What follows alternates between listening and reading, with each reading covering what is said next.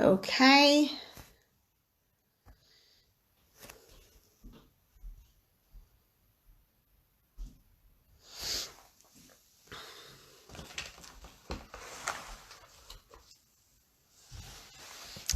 Hola.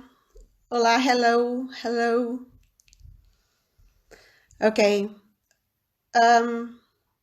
Oi, Toca. Oi, Helena. This live will be in English, guys. I'm just waiting for Graham to arrive. And then I'll send him the invitation, then we can start. And before he arrives here, I just want to say to you, if you have any questions, just please send us the questions. And at the end, we will be answering questions. So he is not here yet. Oh, he's here. So let's call him.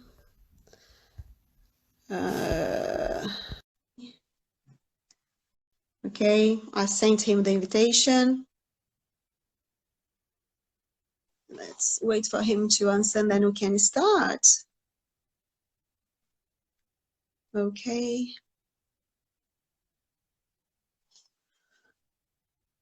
Oi, Cissa. Oi, Leticia. I've already sent him the invitation. Here we go.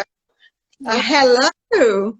I'm trying to move this so it looks a little bit better. So I'm not. It's looking really well. I can see. Oh, yeah, that's better. I can see you better there. Okay, I'll squeeze as close to the table as possible. Oh, dear. How are you? I'm very well. Your hair's getting longer. It is getting longer and very, very grey. So I'm trying to hide it. But I can't hide it too much. Put it on side and there is the other one. So here we go. It's the age. All our hair is getting longer. Oh my gosh. You're looking really lovely though. Thank you very well. I'm a bit of makeup and yeah, I'm looking fairly okay today. You caught me on a good day. Well, I put a little bit of a makeup just to, you know, to look a little bit tidy and less tired. It's very lovely to have you with us. Thank you so much for accepting my invitation. It's very kind. Really nice. I'm being spied at. Usually I'm used to seeing faces, but I can't see any faces, so that's going to be fun. I know. So it's a little bit different, but it's good because people will be interacting with us anyway, as you can see. Can you see their names there at the bottom? Yeah, no, I can see all the turned up. That's very good. Yeah. There's more than 5 of us. It's fantastic. Yes, I guess we'll have some more later on. So now, how do you want to do this? Do you want to answer the questions as we go, or just leave some time at the end and then we answer as many as we can? Yes, we can just run like that. That's not a problem. Okay. What I thought would be really good is to make it quite appropriate to what's going on some levels. So you obviously are going to ask me some questions about homeopathy, and I can come in at homeopathy in a way that's going to show us a little bit about what's going on now, how it interrelates with what's going on now. I think that's a good idea. It'd be a lot better than me just going, oh yes, homeopathy is good for this, good for that, good for, and then going run. I want to explain how I came into it, and that's the level. So I'm hoping, if I get it right, that I've got to take the audience with me. Okay? Absolutely. I think it's a good plan. Yes. So I don't know if you wait a little bit more for people to arrive or if we can start. I think we start because we have only an hour, because when we reach an hour, the Instagram will stop by itself. So then okay. Unless we can turn it off and start it again and carry on, but I think that may be too long. So what about if you introduce yourself? Start introducing yourself. Who is Grahame Martin? It's Grahame Martin. Grahame Martin is a homeopath. I got into homeopathy. A very good one, by the way, an excellent one. That's very kind of you to say so. And I got into homeopathy because I had a particular perception that took me on a road, an interesting road. So a long time ago, I was many years ago now, as a teenager, I was doing, I found my way to art school, simply because that was a place where if you wanted to develop a perception, that's where you went. My particular perception is a little tricky to describe, but it's basically based around a way of looking on what I call the mental plane. So when somebody comes and sees me and speaks to me, what jumps out from them that I can see is very much their history of what they've been thinking and also what's happened to them. Okay. So when I went to art school, they didn't really quite understand that particularly, and I wanted to evolve and develop it in my work, and that didn't really work out too well. I thought I was quite in probably the most open-minded place, art school, but it didn't turn out that was the most open-minded place. So, but within that place, there was various things.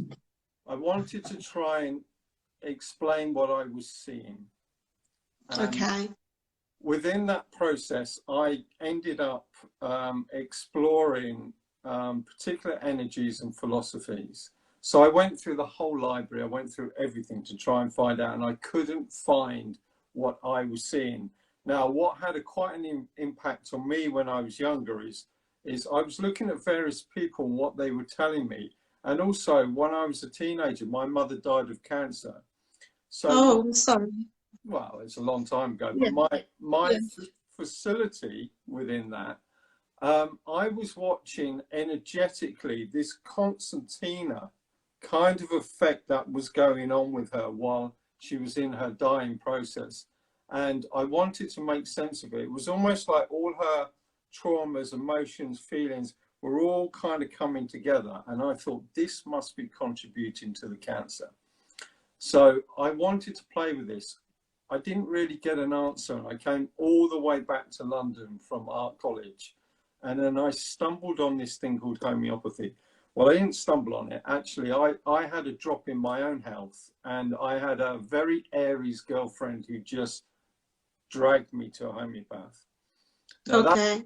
that homeopath wasn't particularly good, by the way, but there was, and I was a very stubborn swine at the time, so that's probably why I needed a fiery Aries girlfriend to drag me. But the long and short of it is it was my way into what I call the 5 energies that saved my life in lots of ways, and also led me to understanding what caused disease, or dis-ease, as we should put it. Okay.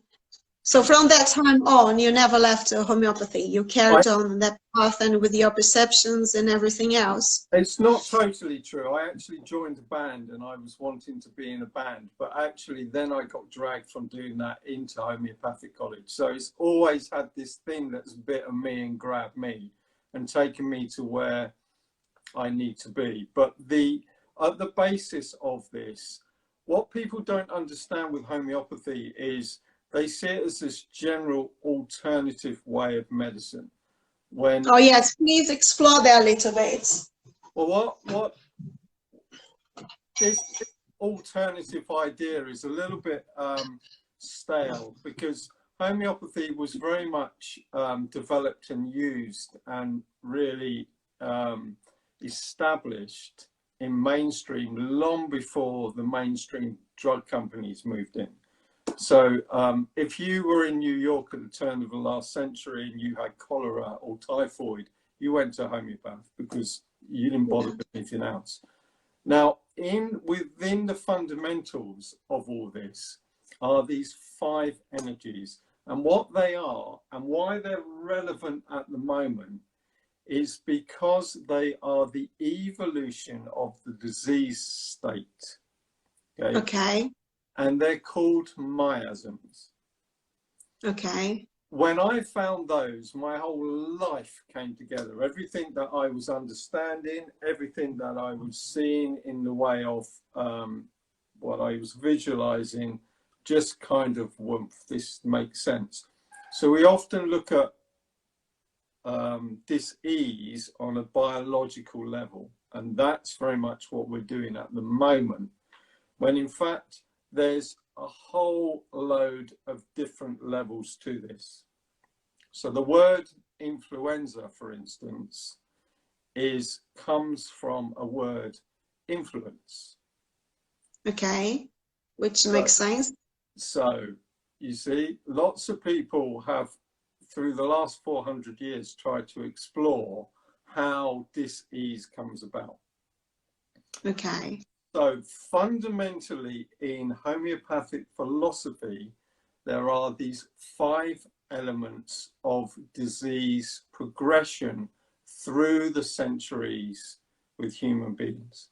Is the 5 elements the same as the 5 energies that you mentioned, or no? No, because there are people asking for the 5 energies.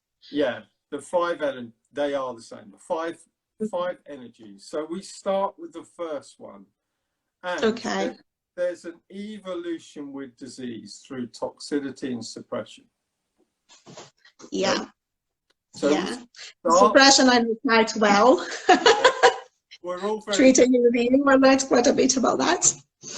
So we don't usually get healthy by suppressing ourselves. So the more that we can get out of ourselves, and we're designed to do that all the time. We have trillions of viruses, for instance, going in and out of us. And you mean we are designed biologically? We can do that. Our bodies can do that. So lots of work has been done over the last 20 years on bacteria and how bacteria is so important to our health.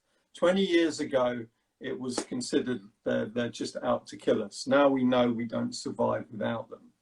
And now we're having to make that understanding with viruses.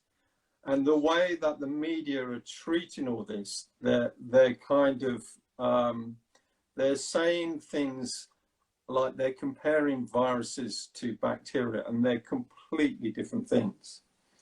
So if I go back to these 5 elements, elements, energies, whatever you want to call them. So first of all, we were walking around doing our thing many, many years ago, and when we wanted to eliminate, we pooed, we weed wherever we were. Okay? Yeah. We just did it. Now, if you imagine having a meeting where you could do that. So everyone's sitting in an office, sitting around, and they're just pooing. Okay? Yeah. We can't do that these days. So in our brains, we go, oh, we better hold on to this. Half an hour, I've got to go. Am I going to make it? And during that process, our elimination tract, our digestive bowels, they actually start to reabsorb some of the toxins. So as they start to do this, so there must have been a time somewhere in the past where our brain just went, okay, I'm going to decide when I poo and wee. Okay? Yeah, now, makes sense. Yeah. This is basic. So this is why we're using this basic language. Okay? Soon as our brain took over at that point, we took over how we control the elimination of toxins from our body. Okay? Right. And yes. That first stage is the first stage in disease progress. And miasmatically, those 5 energies are called miasms. The first one begins with that stage, and it's called soric. Okay? Why is it called soric? You might, in your mind, and other people might have got this already, it relates to psoriasis on the skin. Why do we have psoriasis on the skin? Because our bowels, we started taking control over our toxic elimination, so our skin started to take over from our bowels. Now, we know this, we have this because we are now using methods of healing where we go off to the sauna in order, because our bowels have become so kind of rubbish at eliminating everything, we are using our skin as well. Yeah. And all that, it stays there for a very, very long time. So that must be really bad for you, because when we poo, not everything comes out. So that stays there because we held it for so long. Exactly. And our digestive systems have got slower and worse. Now, this has Yeah. happened over thousands and thousands of years. Okay. But there was Yeah. a point in our evolution where our skin suddenly became a place of toxic elimination. Okay. And with that toxicity in our skin, we started getting skin dis-ease. Okay, and we have those today. We have rashes, we have psoriasis, we have eczema, we have all that. Now that evolved and developed. Now, the first thing us human beings did, because we're really quite stupid beings, is we started to cover that all up. And we used creams and various heavy metals and things to put the skin back in. Okay, the toxin back into the skin. That pushed everything inside and created lumps. Okay, and that was your formation of, and everybody's heard of this, called gonorrhea. Yeah. Okay? Miasmatically, it's called the psychotic miasm. It doesn't mean it doesn't mean you've gone mad. Some of these words, they're really old Latin medical words, and that's how it's called. Yeah. So if you bring it down to your basis, the first two, psoric, you start using your skin, we start suppressing that, goes inside, we have lumps. And that's the first stage we make towards tumours. Right. Okay, so this is all about suppression, and it's all about the disease evolution of humanity. Okay, and this is where homeopathy really is out on its own in many ways, but it's fundamental to our health. It has never gone away. Okay, so you're with me so far. So we've suppression in our bowels, then suppression in our skin. We're forming lumps inside. Now the next stage is those lumps, when they stay there, they start to hollow out. Okay. Okay. Now, they start to wear away at the bone. Okay, because toxins do that when we keep them inside us. You're trying to say that it reaches the bone. Yeah, we get infections. We start making infections. Now, this is going to interest a lot of people on one level, because as soon as I say this word, everyone kind of wakes up. The next stage is syphilis. All right. Okay. Now, this just isn't just a physiological thing. Okay. There are energies to this. If you ever meet some, we call them very syphilitic people. They're very quite dark. Okay.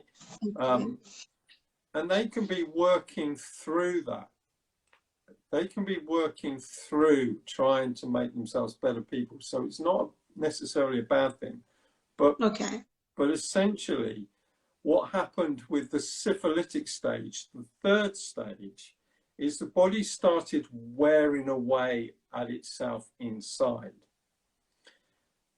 Now, this is the energetic side. Syphilis is like a living thing. Okay? Like an energy in itself, and it will want to survive. Yeah. It's similar, therefore, to gonorrhea, and that means it can be spread through sexual intercourse. Okay? Yeah. Because the syphilitic miasm doesn't want to die, and if it's eating away at its host, okay, it's going to want to jump to somebody else to get new. That's very interesting. That's very interesting. Oh my. This stuff, when I came across it, I had no idea about that. It was what I was seeing, and I wanted, so I couldn't describe it to anybody, and I was seeing it for years, and how it kind of came forward in society. I only found the answer within miasms. That's Right. why I was so drawn into homeopathy. And I wanted to know them as energies, these things. So Yeah. the next, so that's the third stage. The fourth stage is tuberculosis. Okay. Right. Yep. So there comes tuberculosis. Not only wears holes in our body, but there's a level of hopelessness with it. So these energies, they don't just work physiologically, and I'm really hoping everybody is staying up with, staying with me on this, because it's quite we are. Okay, so the fourth stage is the development in human evolution of this thing called tuberculosis. Mm-hmm.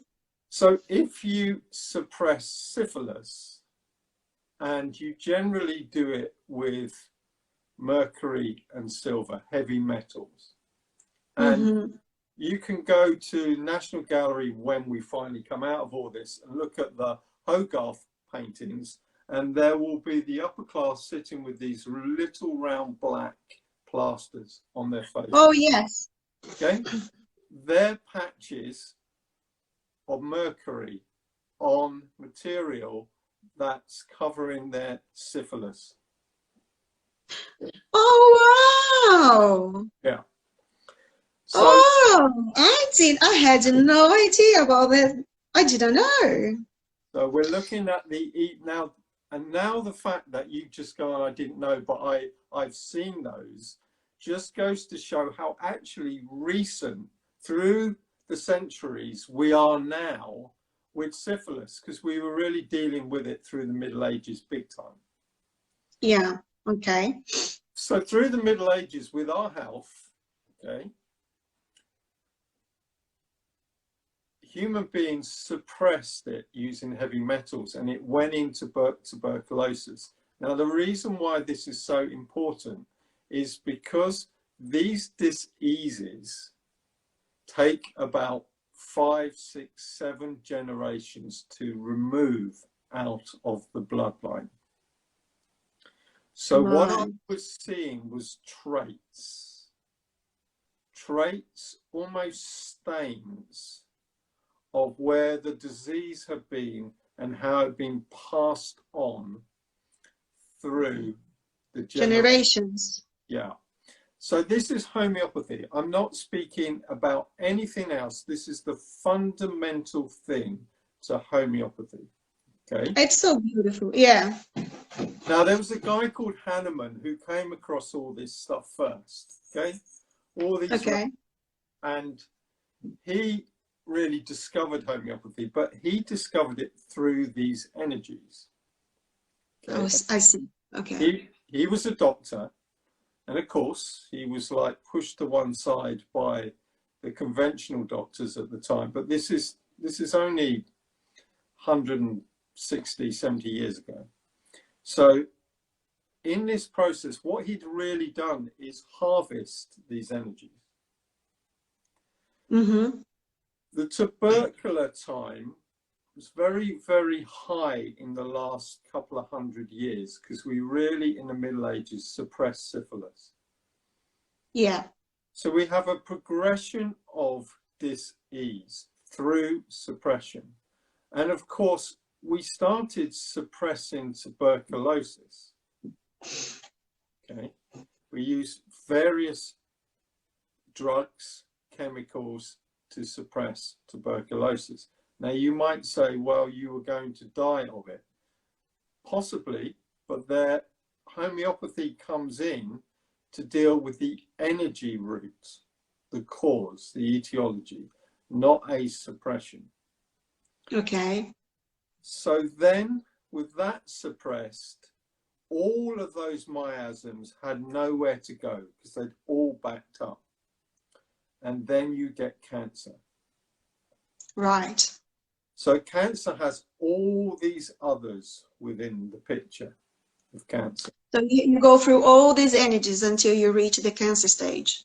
So if you don't, in genealogy, in the generations, deal with these various stains, they can pull you and limit you to such a degree that you're pulled into what's known as the cancer miasm. Now, you might not get cancer.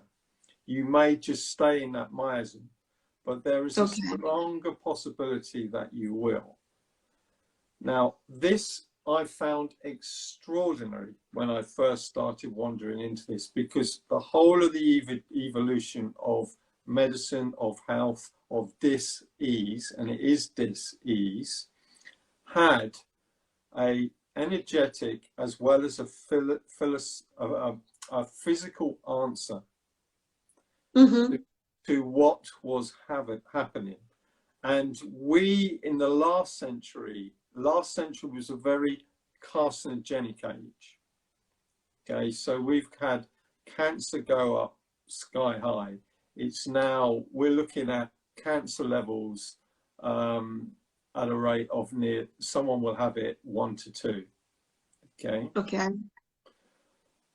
That's, all this information is particularly relevant to what's going on now. Okay.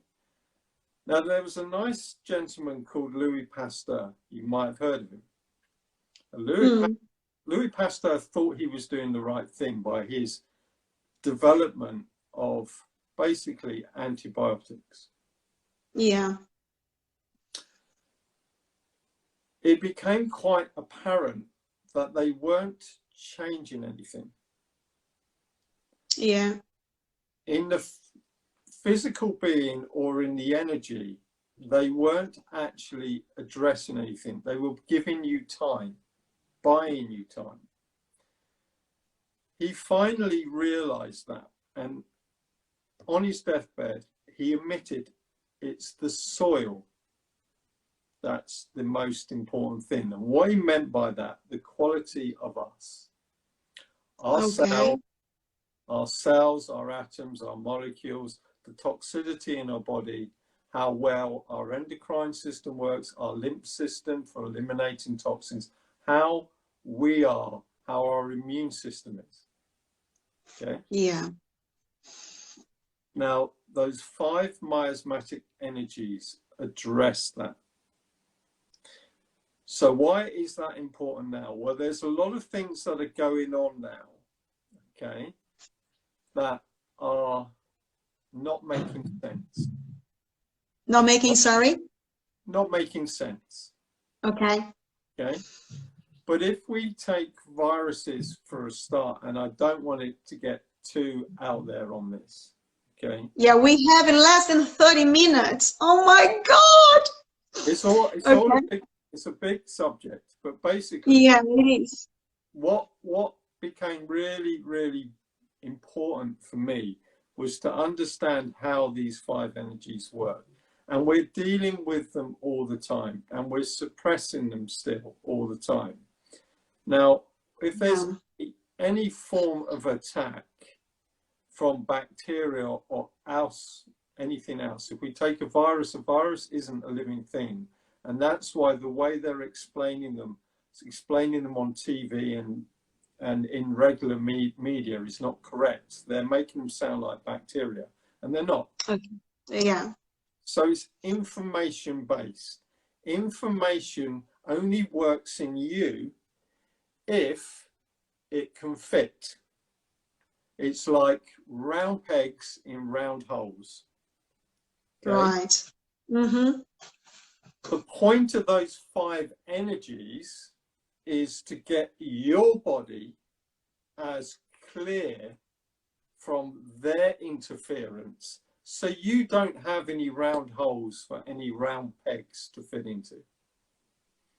It's all about you as a system, you as a defensive body, you having an immune system, you having vitality, but that also begins in here, because fear is one of the biggest things that can just shum our energy. We have two things in our body. They're called batteries. They're called our kidneys. Okay, our kidneys are a battery. A couple of Duracell batteries. are in our kidneys. They're topped up by sunlight. Okay? If we constantly think negative, we drain those batteries. And we need a vitality to keep us all. So basically, that's how I got into homeopathy. These 5 energies that saved my bacon and then motivated me to help other people to get basically as strong. You're not going to eliminate everything that's going on out there. Never will. Us human beings will never be able to control it or eliminate it. Okay? So we stay as strong as possible. But it's also important for everybody out there to realize that viruses are not living things. They are things that we let go of, and they're full of information. And that information is something we're trying to throw away, not hold on to. So we have to make ourselves strong enough so that information doesn't fit with us. Okay. Now, on a biological level, all doctors know this because they have this thing called retroviruses. And retroviruses are one step on from viruses. They are RNA viruses. That means they have particular information that goes straight into our DNA. Right. And messes with it. So we have to create methods where we don't have those things coming into our body. And if you think of all the methods that are being talked about now, the biggest way to get that into your bloodstream is to inject it. Yeah. Okay? So these are things that everyone out there needs to understand to keep their defenses. Because when it comes to a vaccine, for instance, I can bet you no one out there actually knows how they're made. And if they investigate how they're made, do they want to put RNA-based viruses, retroviruses, straight into their bloodstream? So these are all things that we have to debate and look at. But fundamentally, that was seeing those 5 energies brought me to this point. Okay, so we don't have much time left. So, and I really want you to talk a little bit about your book, because I think it kind of linked one thing to the other anyway, a little bit. Just before we move on, so what is your tip, or what are your tips for us to keep strong? You need masses of vitamin D. You get that from sunlight. You guys, there's a lot of you guys out there that are from Brazil. Okay, this skin color is not original to humanity. We were all a lot darker because we lived further south, and we moved up north. And this skin color's got lighter, so I and everybody else can get more vitamin D. If you live in a hot climate, your skin works as a kind of balance. There's a lot of sun. You don't need too much vitamin D. But if you live in northern European countries, you need lots of it because your whole immune system is built around vitamin D. Sunlight. The sun is the most extraordinary thing. Without it, there isn't us. Okay. And one thing that I don't think most of people know, that as soon as you put sunblock on, you block all the vitamin D. It doesn't get into your body, and it's not good for you at all. I think it contributes to cancer and all that sort of stuff. So I'm very pained. From 8 to 10, you don't burn, and you get a nice time to stay in the sun. And after 4 o'clock, and being the bloody sunblocks, they are there in the market because they are not good for us. You've got to manage it so you don't get burned, and you've got to manage exactly. But one of the things you need to do is remove some clothes, because you need sunlight getting onto the skin. So it's more not the longevity you're in the sun, but more how much of your body you can expose to it in a short amount of time. That tops your vitamin D. the idea that we're in lockdown, I mean, I'm not alone on this. Many top doctors have come out and gone, this is crazy, because we need vitamin D. And, you know, these people that are so-called advising this country, they obviously have no idea what an immune system is if they're telling people to stay out in the sun. Plus, anything that's contractable dies in the sun like that. So you actually want to be outside, you want to be clearing this. So the sun's really important. Vitamin C is very important. But also, you've got to look at the quality of you as a human being. What medications you take, what you need to take. Is there another alternative? Is there other ways in which you can create strength in yourself? And that's a whole road that someone has to go down and look at. But that's really important to get this quality of soil back. You grow a fantastic garden with the best quality soil. Yeah, that's true. There is someone who keeps asking about what the 5 energies are, but I think you already mentioned them. Didn't you? Everyone can go and look these up. They're called miasms, M-I-A-S-M-S. Homeopathic miasms. Go and look them up. Look up the history of them and their evolution. They are extraordinarily fascinating, and they will tell you where you've come from, your evolution. And what's really amazing about them is if you've had these disease states in your family, you are still working through. So if you've got a great grandparent or even before, you're still working through these energies. And that's part of the quality of your soil. The more you can throw off in one lifetime, and that's taking me into the next bit, because that's all, the next bit is about speeding up your karma. So let's go to that, because I don't think that's too long. Carol, can you tell me how long we have? Carol will type for us how long we have left. But yeah, go into that, because I don't think we have much. And then from there you go to your book, or? Yeah, well, I explored energies more and more, and one of the things I became really interested in is quick ways, dealing with people where, you know, you can give a remedy sometimes and you can wait 3 or 4 months and it will do the job, but sometimes you can do things quite quickly. If you know what you're looking for and you know how to handle energy. My whole life is playing with energy. I've got 3 energy apps about to come out, and they are just on another level. They're sci-fi stuff. And that's what I love. I really love playing with energy and working out. So they work on 3 different levels. They de-stress people, they manage and give them energy, and they allow rest. Now, I wouldn't have got to them without playing with a lot of energy. And one of the things that I have with clients is I went, okay, I can see that. I've got to actually help you to pull that out now. And that began as a process about 15 years ago, maybe 20 years ago, actually. And it coincided with the first book that I wrote, because I wrapped it all up into homeopathy. And that was... what was that called? What is the name of that book? That was, I'm trying desperately to remember, because it was so long ago. It will come to you. It will come to me. I'll remember in a second. I'm not. Now, The Light Centers, sorry, Grahame, The Light Centers is his recent book. So now Grahame's talking about another book.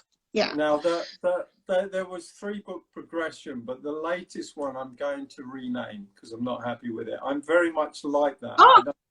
I don't like to be tied down, so I'm going to just call it what it is, and that is the Western chakra system.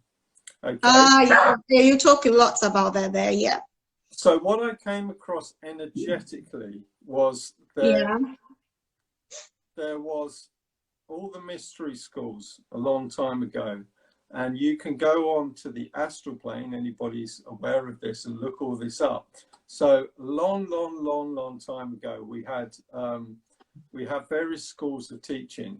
Now, one of the schools of teaching that maintained and carried on in a public way created the Eastern Rainbow Chakra System. Okay, so it's what most people have heard of. If you do yoga and all the rest of it, you pick up a meditation book through the chakras. It'll all be basically from Hinduism. Okay, India, bit of Chinese influence, all that. Okay, in the West we had our own. And of course, because of the way that the Western culture's evolved, it's been a power struggle, because we're very much about individualism. So there was a power struggle for us to evolve to our highest, and some might say still going on today. Okay, people are being made to do things when there's absolutely no evidence it works whatsoever. So there's always in the West been this power struggle. So the Western chakra system has remained hidden. But if you know where to look and you join the right groups, etc., you're introduced to it. So I discovered it, came across it, and I started using it in quite a profound way. I started to intermingle it with homeopathy, and then I started to use it individually in courses and writing books and teaching it, etc.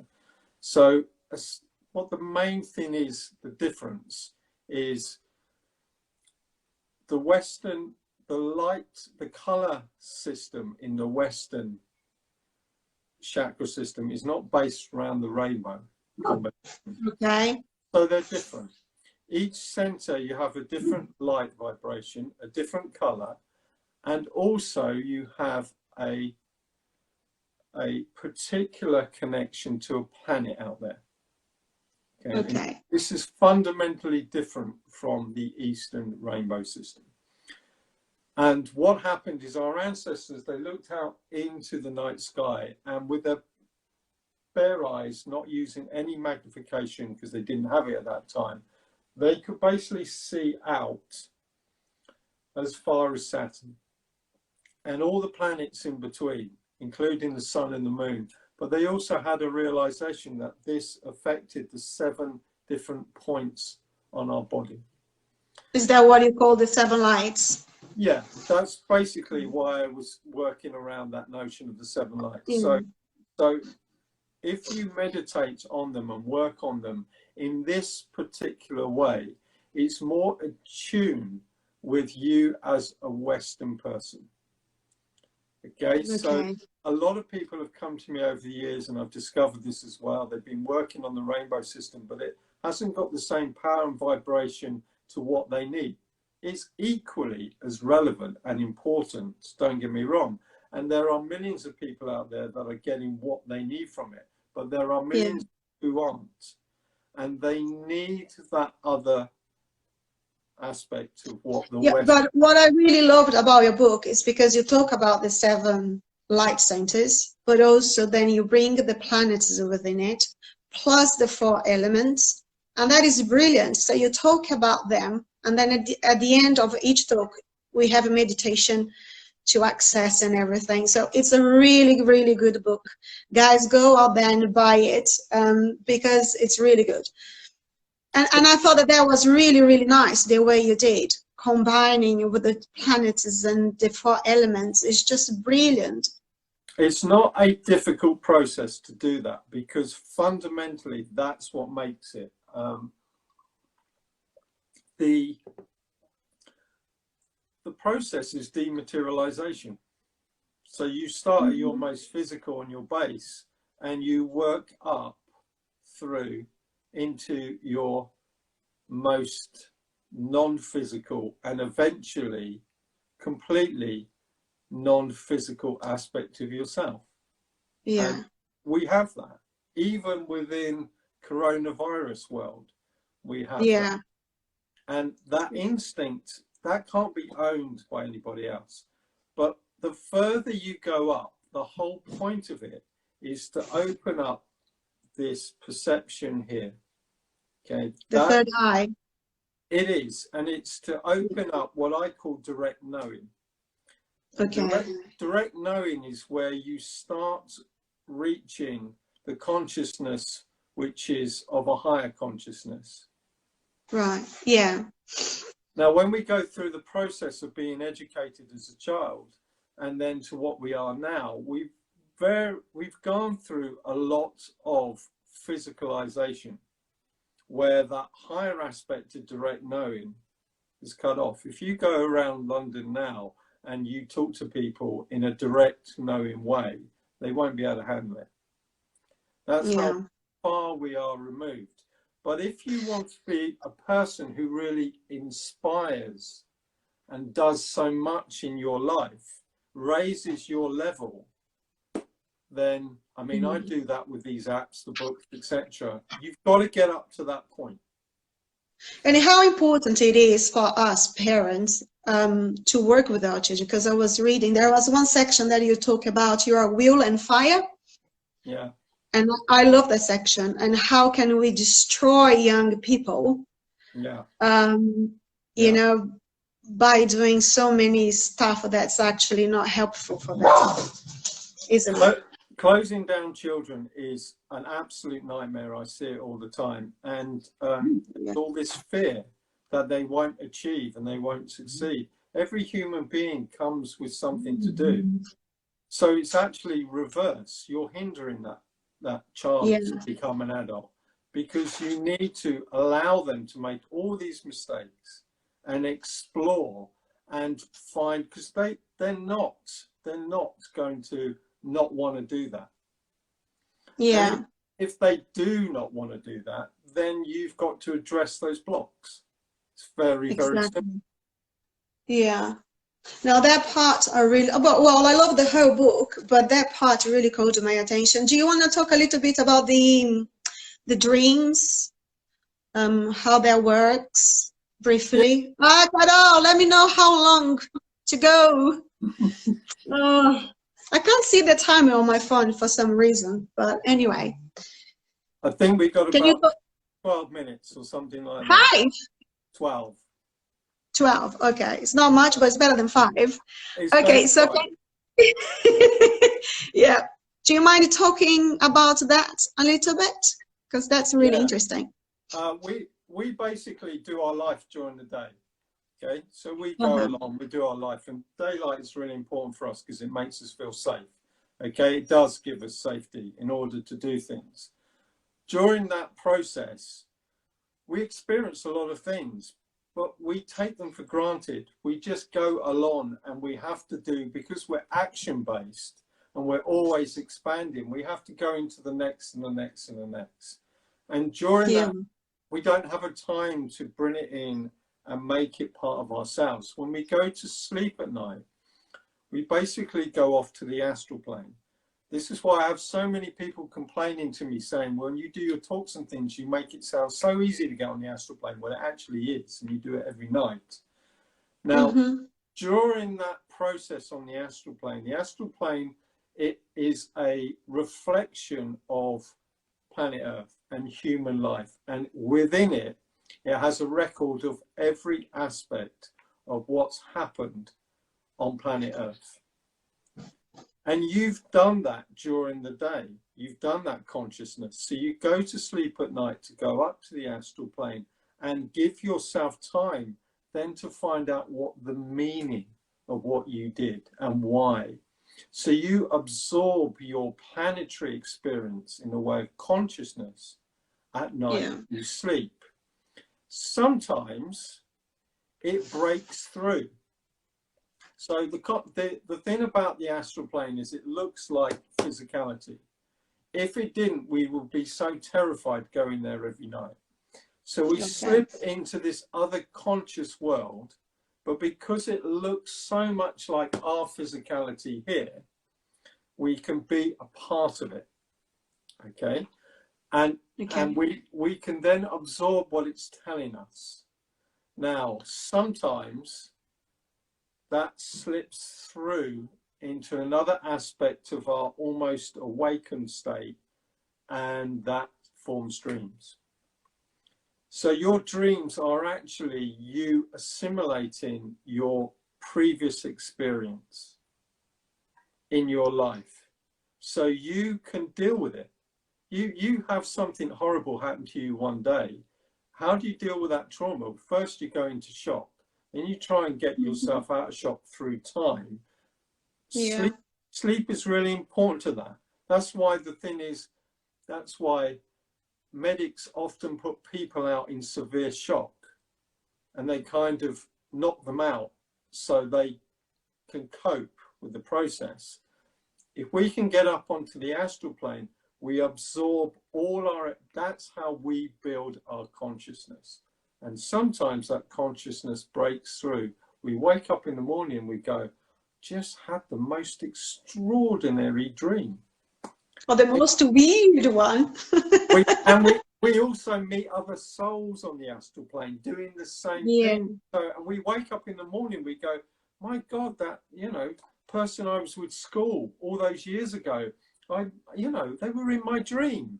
Well, actually, you were having some form of conscious connection with them.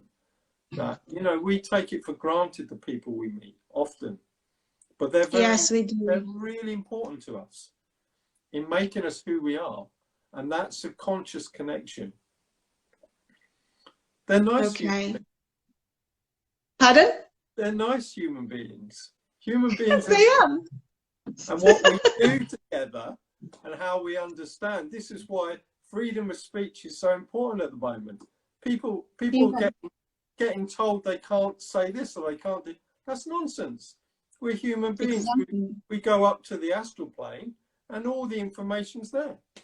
So how can you ban anything? How can you lock down?